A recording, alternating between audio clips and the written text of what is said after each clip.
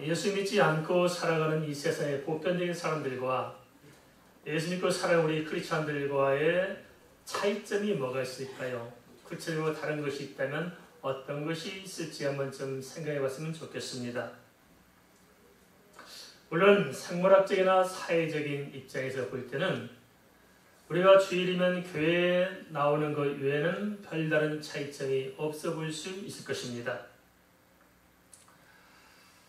그렇지만 우리가 다른 측면에서 우리 삶의 내용을 들여다본다면 분명히 현격한 차이가 있음을 알게 될 것입니다. 로마서 8장 16절에서 18절을 통해서도 이런 점을 확인할 수가 있는데요. 로마서 8장 16절 18절 말씀을 같이 좀 보겠습니다.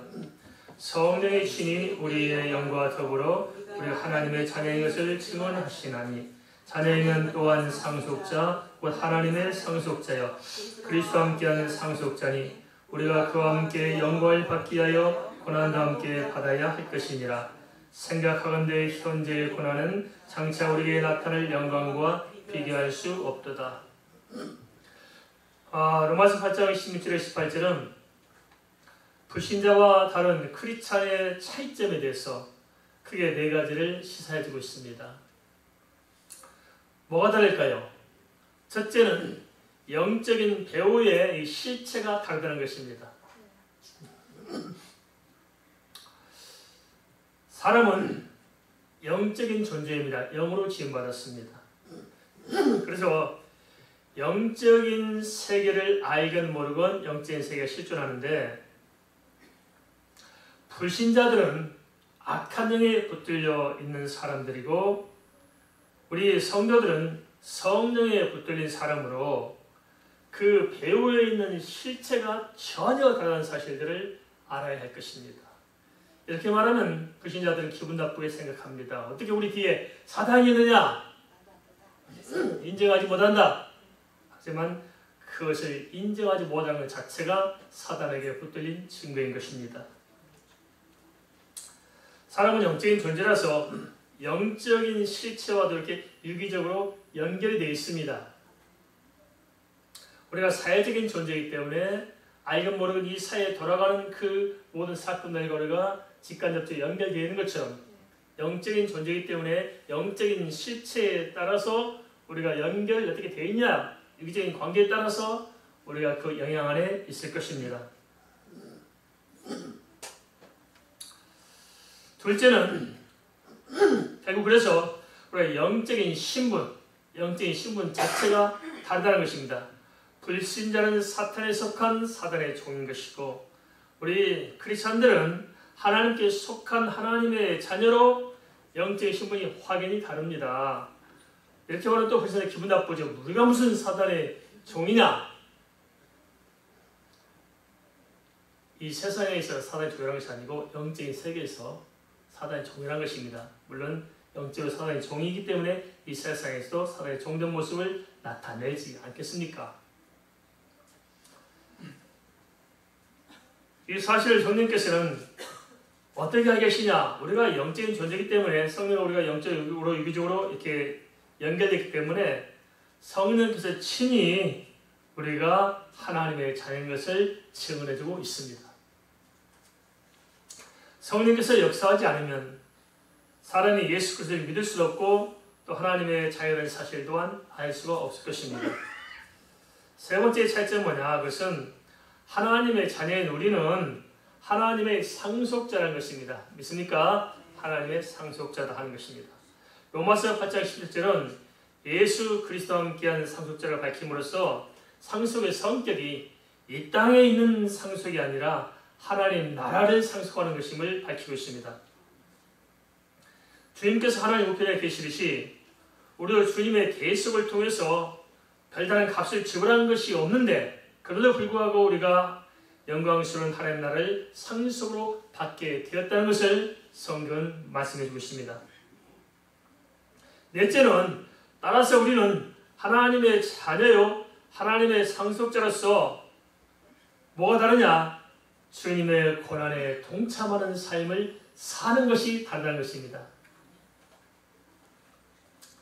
주님의 고난은 물론 죄의 일들을 위해서 겪는 고난이 많겠습니다만 그 가장 공통적이고 기본적인 것이 뭐냐면은 주님께서 십자가에서 영혼을 위해서 고난을 당했듯이 우리도 그 십자가를 증거함으로 영혼을 구원하기 위해서 고난을 당하는 것입니다. 이것이 세상 사람들과 우리의 차이점입니다. 세상 사람들이 예수 믿으라고 고난당해요? 아닙니다. 그렇죠. 우리는 예수 그리스도를 전하기 위해서 어려움도 겪고 이런저런 일도 우리가 감당하며 살아가는 것입니다. 디모데후서 1장 8절에서도 바울은 디모데에게 하는 말씀이 뭐였냐면 1장 8절에 보면 복음과 함께 고난을 받으라고 권면하고 있습니다. 이게 사랑하는 사람이 하는 말이죠. 복음과 함께 고난을 당하라. 그래서 우리가 이러한 네 가지를 통해서 비교해보면 뭐가 다른가를 그래도 분별할 수 있을 것입니다. 다시 요약하게 정리하자면 성령에 붙들린 하나님의 자녀로 주님 나라의 상수를 바라보면서 복음을 위하여 고난당하는 삶을 자처하며 살아가는 그것이 바로 이 세상의 불신자들과 우리 크리스천들의 차이점이라 할 수 있습니다. 표면적으로 볼 때는 신자나 불신자나 그 삶의 모습에 큰 차이가 없어 보일 것입니다. 뭐가 다를까요? 겉으로 보기에는 똑같이 출근하고 똑같이 일하고 똑같이 퇴근하고 똑같이 먹고 자고 살아갑니다. 그러나 깊이 들여다보면 영적인 관계가 다른 것이고 영적인 신분이 다른 것이고 삶의 목표가 다른 것이고 궁극적으로 추구하는 우리 삶의 방향이 같아 틀려요? 다릅니다. 이런 측면에서 나는 하나님 나라에 속한 사람인가 아니면 세상 나라에 속한 사람인가를 구별할 수 있으리라 얘기입니다. 따라서 우리 한번 좀 냉정히 이 차이점에 대해서 비춰볼 필요가 있습니다. 진정 내가 주님에서 고난당하는 삶을 살고 있는 것이냐, 보험자에 살고 있는 것이냐, 내가 도대체 인생의 목표와 목적을 어디에 두고 내 인생의 중심 어디에 두고 살고 있느냐, 이걸 들여다보면은 정말 내가 주님께 붙들려 살고 있는지 아니면 내 생각대로 살고 있는지 구별할 수 있을 것입니다. 로마서 8장 28절은 주를 위해 고난에 동참하는 하나님의 자녀들에게 이렇게 약속하고 있습니다. 현재의 고난은 장차 우리에게 나타날 영광과 비교할 수 없도다. 주님 나라를 바라보고 이 땅에서 주님 가신 그 길을 따라가는 그런 사람이 진정한 크리스찬입니다. 하나님께서는 그런 사람을 통해 하나님의 영광을 드러내실 것입니다. 그리고 우리가 고난을 많이 당한 것 같지만 아닙니다. 이 고난을 통해서 하나님께서는 더 크고 창대한 하나님 나라의 유업으로 반드시 갚아줄 것입니다. 우리가 예수 믿는 사람으로서 좀 뭔가 좀 분명한 삶을 좀 선택할 필요가 있습니다. 믿는지 안 믿는지 중간 지대에서 왔다 갔다 하지 마시고 서로 분명히 긋고 예수 믿는 사람으로서 확실하게 하나님 말씀대로 그 안에서 살아갈 때 성령이 우리에게 역사하실 것이고 하나님의 은혜로 살 수 있는 것이고 주의 권세를 우리가 보게 될 것이고 마침내 주의 영광에 들어가게 될 것입니다. 영적인 삶을 살아가기 위해서는 영적인 관점에서 이 세상을 좀 분별해 볼 필요가 있을 것입니다. 이 세상 좀 한번 보십시오. 갈수록 현대의 과학 문명은 첨단을 달리고 있습니다. 얼마 전까지만 해도 우리가 인터넷으로 연결된 온라인과 스마트폰을 알지 못했습니다. 한순간에 이것들이 들어오면서 우리 생활의 판도가 완전히 달라졌는데요. 자칫하는 적응을 못하고 아고자들이 생길 수 있습니다. 전 세계 스마트폰이 가있지 않은 곳이 없습니다. 심지어 동남아시아 빈민 속으로 들어가 봐도 목살 끝도 없는 사람들이 스마트폰을 가지고 있어요. 가만 보니까 제 것보다 더 새 것이에요.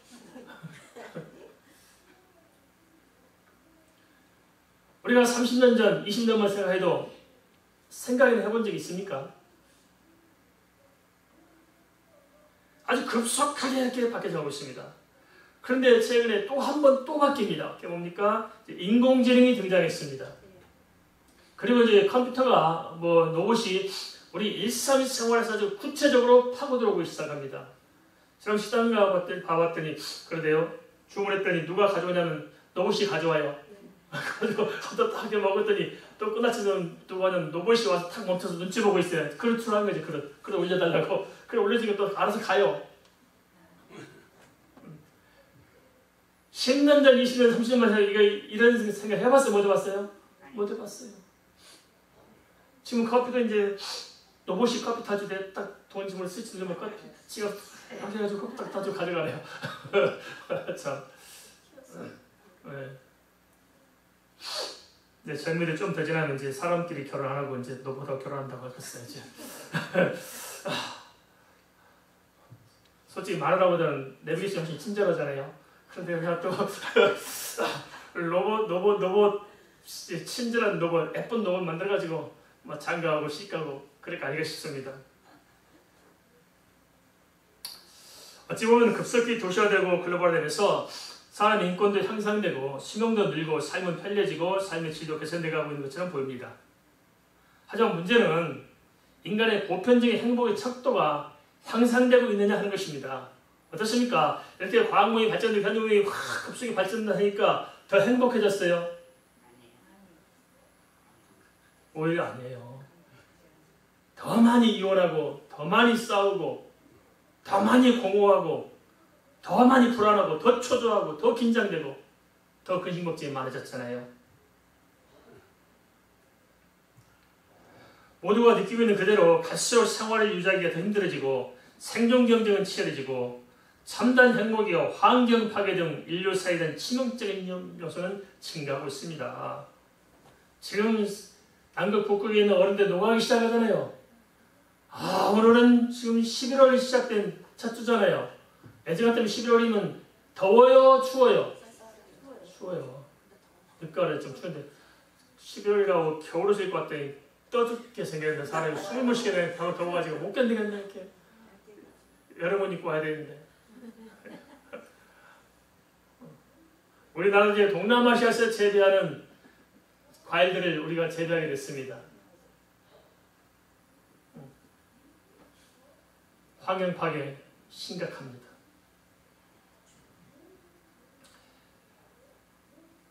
행복이 심각합니다.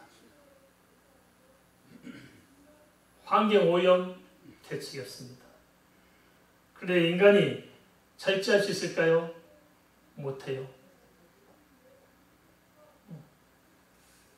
알게 모르게 지구는 죽어가고 있습니다. 그런가 하면 세상 보세요. 폭행이 요즘은 묻지마 폭행이죠. 이유 없이 사람을 들겨 패고 찌르고 있을 수 있어요. 그냥 아무 상관없는 사람 그냥 죽여요. 총기 난사 사건. 미국은 지난해 한 600건 정도 총기 난사가 있었거든요. 한 해 600건 총기 난사 사건. 그래서 총을 팔아먹고 싶어서 돈 벌고 싶어서 총기를 허용하고 있어요. 인간의 욕망 때문에 사람이 죽어가고 있습니다. 이스라엘과 하마스의 전쟁이나 러시아 우크라이나 전쟁이나 지금 왜 그래요? 인간의 욕망이 절제되지 않습니다. 앞으로 또 어떤 일이 벌어지고 있을까요? 보이스피싱, 정말 예측할 수 없는 무분별한 범죄, 동성애, 마약, 한국도 더 이상 이제 마약이 안전지대가 아닙니다. 어떻게 그냥 대낮에 길거리에서 학생들에게 마약을 뿌리는 이 미친 짓이라고 할 수 있을까요? 인간들이 제정신이 아닙니다.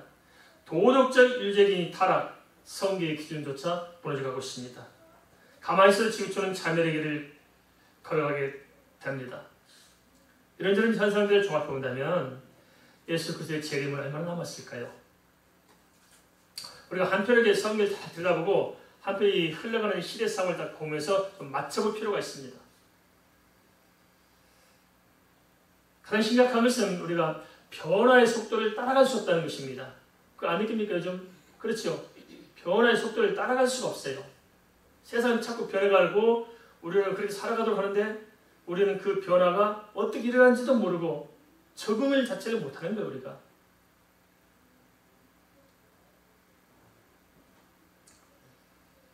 이런 것을 우리가 바라볼 때 생각을 좀 깊이 해봐야 하지 않을까 싶습니다.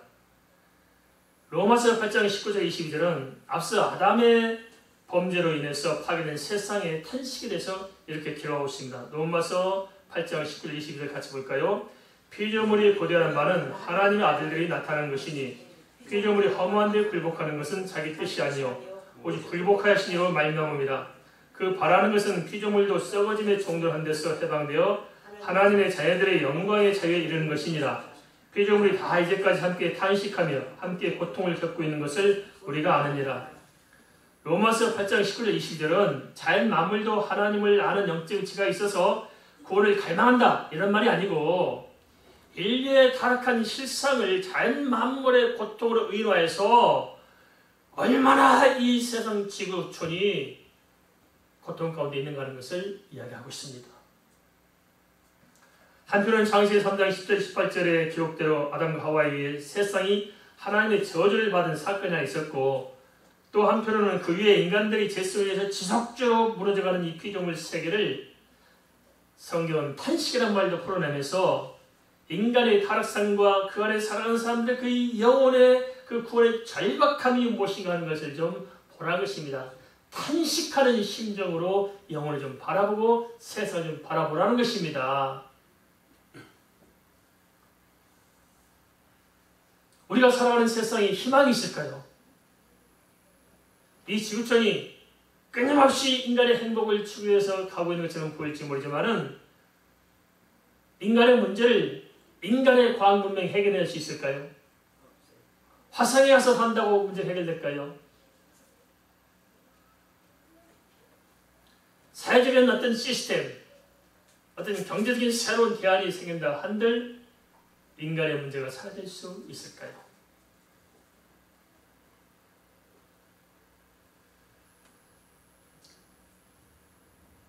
죄로 인해 타락한 인간의 세상, 희망 있는 세상, 그렇다면 우리가 이 땅을 살아가면서 도대체 어디에 생각에 초점을 두고 살아가는 것일까요? 이러한 탄식을 공부하면서 로마서 8장 21절은 하나님의 뜻을 이렇게 드러내고 있습니다. 그 바라는 것은 피조물도 썩어짐의 종로한 데서 해방되어 하나님의 자녀들의 영광의 자유에 이르는 것입니다. 말씀의 요지는 무엇일까요?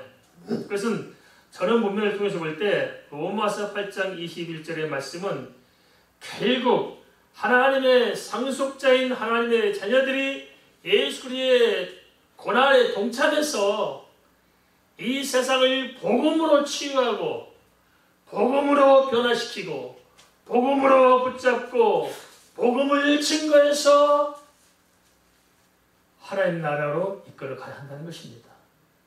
그것이 유일한 소망이 아닐까요? 이 지구촌에 무엇이 소망일까요? 소망은 예수밖에 없다는 것입니다. 맞습니까? 예수가 소망입니다. 우리 인생에 무엇이 소망입니까? 예수가 소망입니다. 길이요 진리요 생명이신 예수를 따라서 우리가 어디로 갈 수 있고 이 지구촌이 어디로 갈 수 있을까요? 하나님 나라를 모르는 사람들은 이 세상을 전부로 알고 이 땅에 천국을 건설하고자 할 것이고 이 땅에 목적을 두고 살고자 할 것입니다. 하지만 가만 보세요. 우리가 이 땅에서 아무리 행복하려고 몸부림치고 애쓴다 한들 행복한 적 있습니까? 다 행복해 보려고 길을 쓰고 살아가고 있지 행복한 사람은 별로 없어요. 내가 오늘 안 쓰고 전략한 이유가 뭡니까? 내일을 좀 행복해보자고 투자해보자고 그런 거 아니겠습니까? 우리는 한 번도 내가 투자하고 전략한 것을 누려보지 못하고 그냥 세상을 따라갑니다.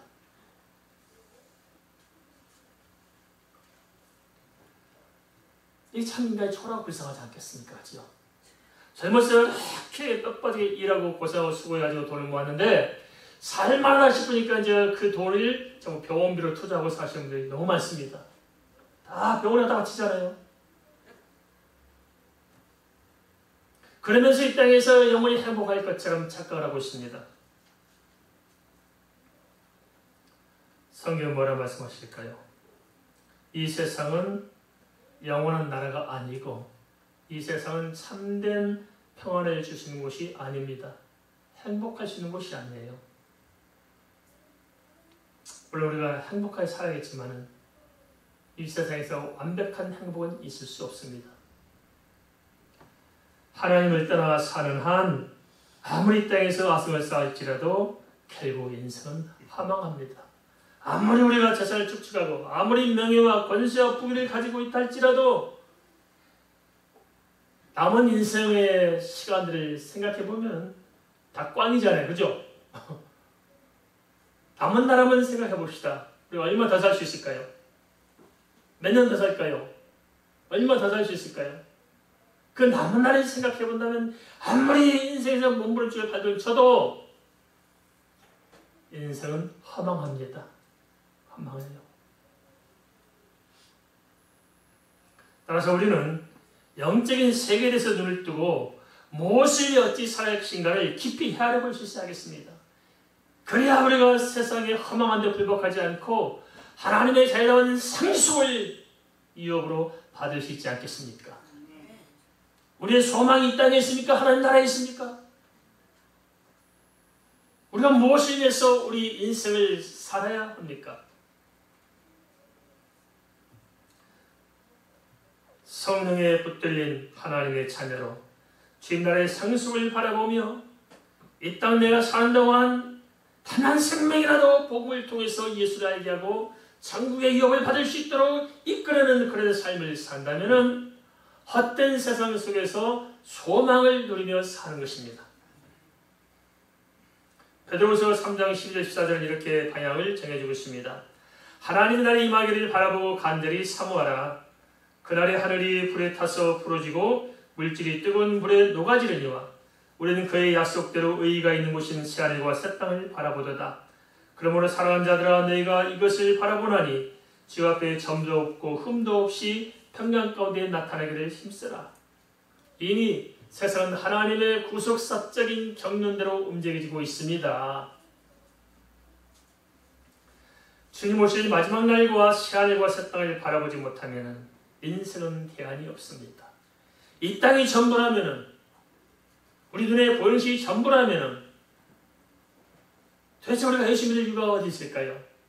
우리가 무슨 소망이 있을까요? 무슨 낙이 있을까요? 무슨 평안함이 있을까요? 참 인생이 뭘까요 도대체? 학도 1000년을 산다는데 그죠? 인생이라는 게 잠시 잠깐 왔다가는 이것이 전부라면 인간은 불쌍하지 않겠습니까? 그런데 왜 우리가 스스로 불쌍한 자리를 찾아가야 됩니까? 이 땅이 전부인 줄 알고 자꾸만 이 땅만을 바라보면서 우리 스스로 종노릇하고 우리 스스로 성령을 거역하고 우리 스스로 우리 인생의 참된 의미를 짓밟고 우리가 우리를 아들하게 만들고 우리가 우리를 종노릇하게 만들면서 살아가야 하는 것입니다.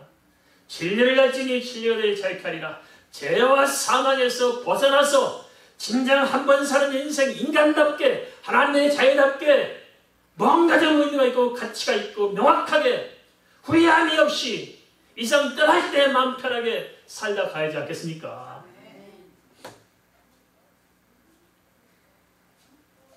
로마서 8장 23절 25절은 앞서 로마서 8장 16절 21절 말씀을 토대로 그렇다면 하나님의 자유 우리가 어디에 관심을 초점을 두고 살 것인가에 대해서 이렇게 제시하고 있습니다. 로마서 8장 23절 25절 같이 보겠습니다. 그뿐 아니라 또한 우리 곧 성령의 처음 익은 열매를 받은 우리까지도 속으로 탄식하여 양자될 것 곧 우리 몸의 속량을 기다리느니라. 우리가 소망으로 구원을 얻었음에 보이는 소망이 소망이 아니니 보는 것은 누가 바라리요 만일 우리가 보지 못하는 것을 바라면 참음으로 기다릴지니라.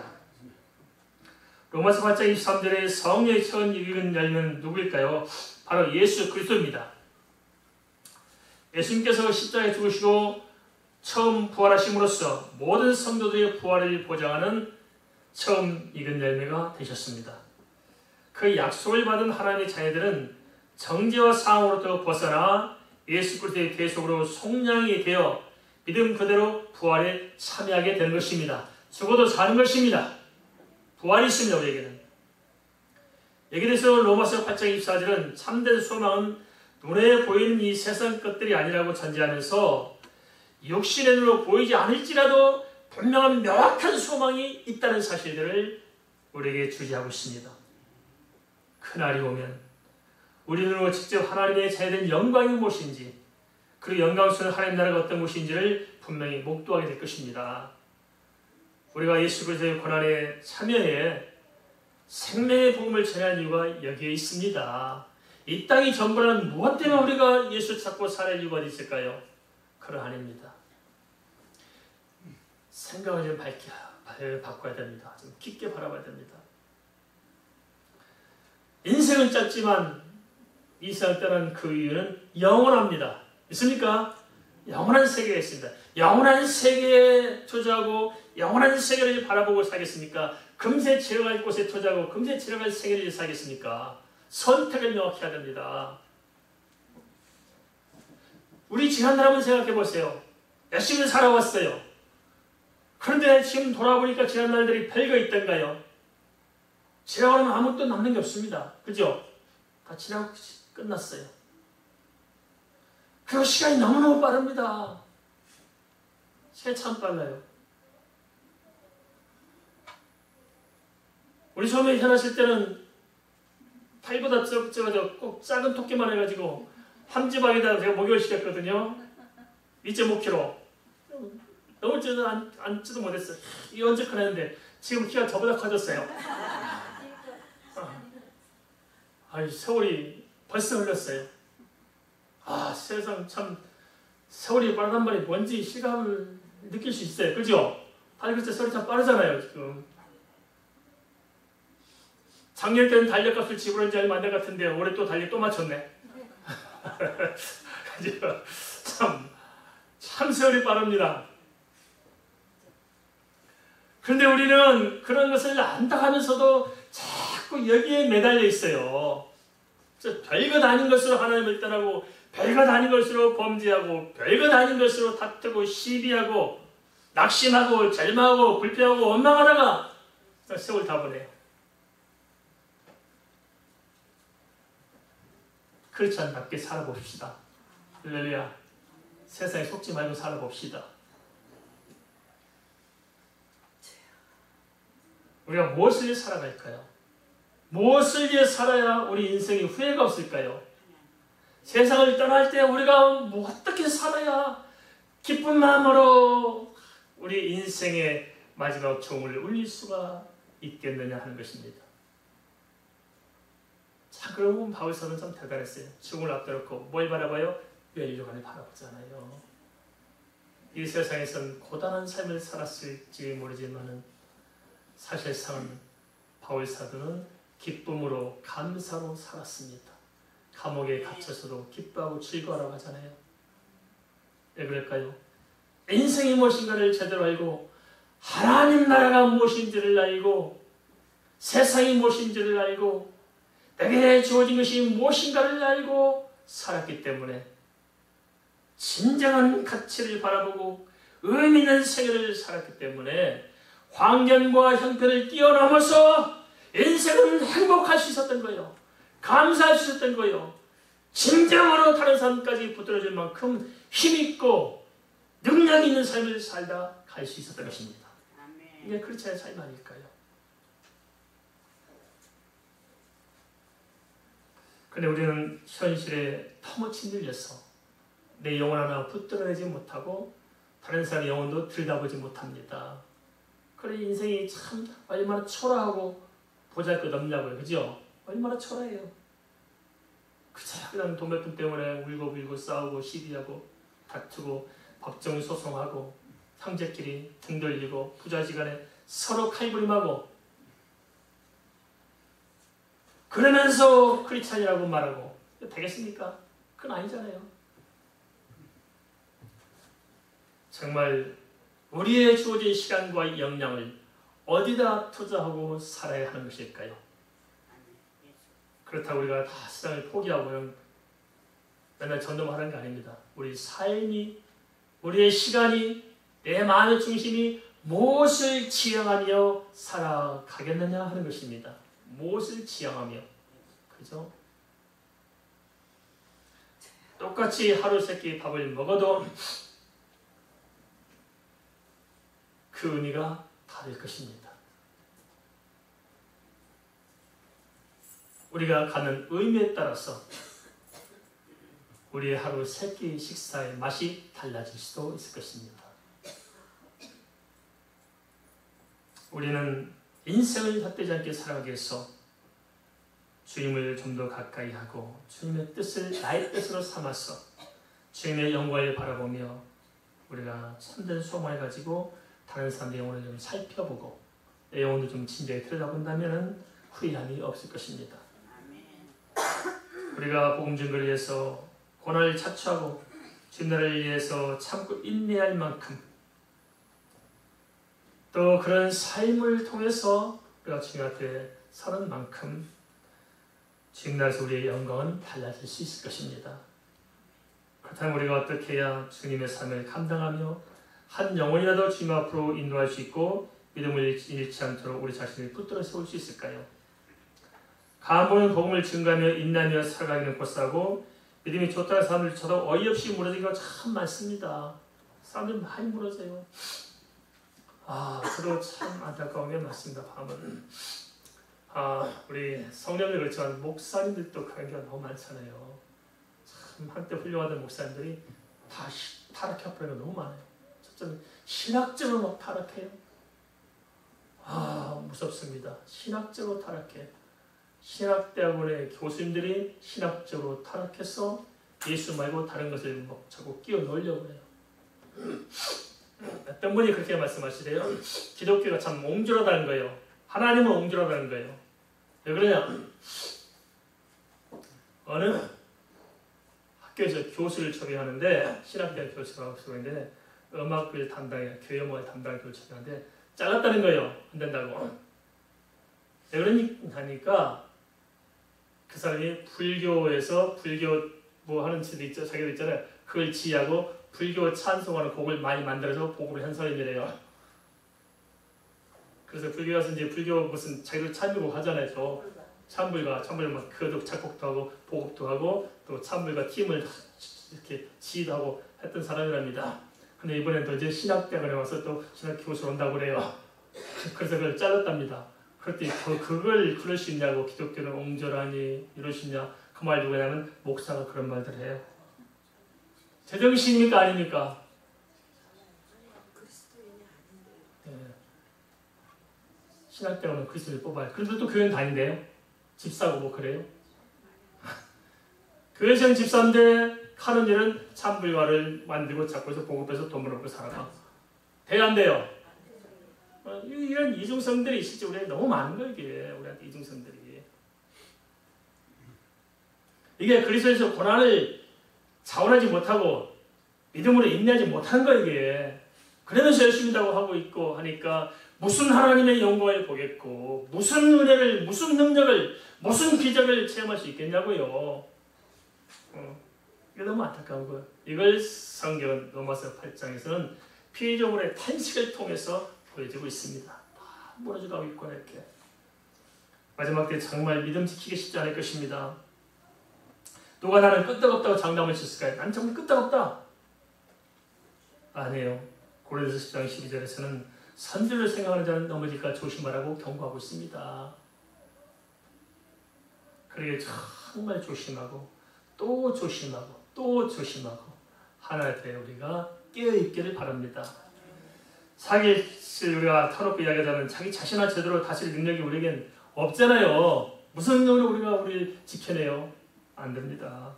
따라서 야고보서 1장 5절은 이렇게 말씀하고 있습니다. 너희 중에 누구든지 지혜가 부족하거든 모든 사람에게 후히 주시고 꾸짖지 아니하신 하나님께 구하라 그리하면 주시리라. 그리고 누가복음 11장 13절 또 이렇게 약속하고 있습니다. 너희가 약할지라도 좋은 것을 자식에게 줄 줄 알거든 하물며 너희 하늘 아버지께서 구하는 자에게 성령을 주시지 않겠느냐 하시니라. 어떻게 우리가 우리 삶을 지탱하고 어떻게 우리가 복음을 전하고 어떻게 우리가 그리스도답게 살아갈 수 있을까요? 그것은 우리 힘으로 안 됩니다. 인정해야 됩니다. 우리 지혜로 안 됩니다. 방안은 뭘까요? 주 앞에 무릎 꿇고 기도하십시다. 기도해야 돼요. 주님께 지속적으로 기도하며 살다 보면 그 기도의 응답으로 하나님께서 기도하는 그 사람에게 성령을 물붓듯 기름붓듯 부어주시는 것입니다. 그래서 우리 그 성령 안에서만 살아갈 수가 있는 거예요. 성령의 권세와 능력으로 주일도 감당하시는 것이고 성령의 은혜 안에서 성소를 붙들어 주실 때 우리가 주의 사명도 감당하고 나를 붙잡을 수가 있을 것입니다. 로마서 8장 26절 28절도 표현은 다르지만 결론적으로 이렇게 제시하고 있습니다. 로마서 8장 26절 28절 말씀 같이 읽겠습니다. 이와 같이 성령도 우리의 약함을 도우시나니 우리는 마땅히 기도할 바를 알지 못하나 오직 성령이 말할 수 없는 탄식으로 우리를 위하여 친히 간구하시느니라. 마음을 살피시니가 성령의 생각을 아시나니 이는 성령이 하나님의 뜻대로 성도를 위하여 간구하심이라. 우리가 알거니와 하나님을 사랑하는 자고 그의 뜻대로 부르심을 입은 자들에게는 모든 것이 합력하여 선을 이루느니라. 로마서 8장 20절 18절은 뭐라고 말씀하고 있는가요? 그것은 복음 증거의 삶을 감당하고 영적 전투에 승리하는 방안에 대해서 결론적으로 두 가지를 말씀해 주겠다는 것입니다. 첫째 뭐냐? 성령께서 우리의 연약함을 아시고 도와주신다는 것입니다. 그것은 하나님 뜻대로 우리를 위하여 친히 간구하심으로 돕습니다. 이것은 삶을 감당하며 인내하며 소망으로 살아갈 수 있는 비결이 기도에 있다는 것을 말씀하고 있습니다. 대체로 기도하면 우리가 기도를 깊게 하지 못해요. 그래서 기도를 쉽게 생각하고 포기하고 맙니다. 교회 다니면서 제일 많이 듣는 말 중 하나가 기도하자는 것입니다. 기도하는 자. 그런데 제일 안 하는 게 뭐냐면 기도예요. 기도도 안 해요. 5분 10분을 견뎌내지 못해요. 기도를 깊게 들여다보면 참 우리가 기도하는 것 같을지 모르지만 성령께서 친히 우리를 붙잡고 친히 하나님께 간구하는 것입니다. 그게 기도입니다. 성령께서 우리를 위해서 간구하는 그 기도의 세계로 들어가야 합니다. 둘째는 하나님을 사랑하는 자고 하나님 뜻대로 부르심을 입은 자들은 어떤다고요? 합력해서 선을 이룬다는 겁니다. 그렇습니다. 모든 것은 주님께서 친히 이루어 가실 것입니다. 따라서 중요한 것은 우리가 진정으로 하나님 뜻대로 부름을 받았느냐 아니냐, 정말 하나님을 사랑하느냐 아니냐, 내 마음의 중심이 지금 어디에 있느냐 하는 것만 우리가 결정을 한답니다. 어떻습니까? 이 세상 것을 바라보고 내 모든 정열을 세상을 향해 쏟고 있습니까? 아니면 주님 나라의 상급을 바라보면서 내 인생의 삶의 목표와 목적과 방향을 거기에 맞추고 살아가고 있습니까? 내 중심이 세상에 있습니까? 하나님 안에 있습니까? 이 땅에 있습니까? 영원한 나라에 있습니까? 포지션을 잘 잡으십시다. 우리가 이렇게 말씀을 들었지만 너무 쉽게 생각할 수 있습니다. 쉽게 생각할 수 있어요. 그러나 아닙니다. 기회가 많지 않습니다. 기회가 많지 않아요. 우리가 말씀을 들을 때 결단하지 못하면 다시는 기회가 안 주어질지도 모릅니다. 주의 말씀에 권면을 지금 이 시간 하나님께서 내게 준 말씀으로 심각하게 받아들이고 결단하십시다. 우리의 마음이 주 안에 있으면 우리가 연약해도 괜찮습니다. 가진 것이 없어도 괜찮습니다. 우리가 과거 어떻게 살았든 상관없습니다. 주님께서는 모든 합력해서 결국 마침내 선을 이루실 것입니다. 다시 말씀드립니다. 마음의 중심을 어디에 두고 사느냐? 우리 마음의 중심의 자리를 찾아봅시다. 주님께 마음을 두고 주의 나라를 바라보고 하나님의 사람으로서 우리 자신의 포지션을 정확히 세워갈 수 있게 주의 이름으로 축원을 드립니다.